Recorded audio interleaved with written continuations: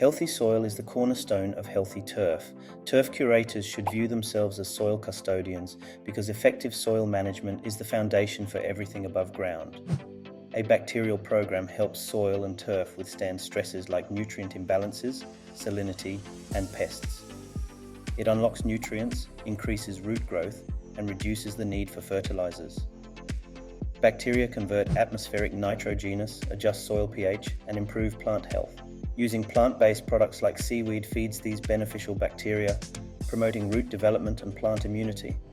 An integrated approach combining chemical and biological controls reduces chemical use and resistance. Bacillus bacteria manage diseases like dollar spot and brown patch. Remember, healthy bacterial populations are key to strong plant growth and soil health.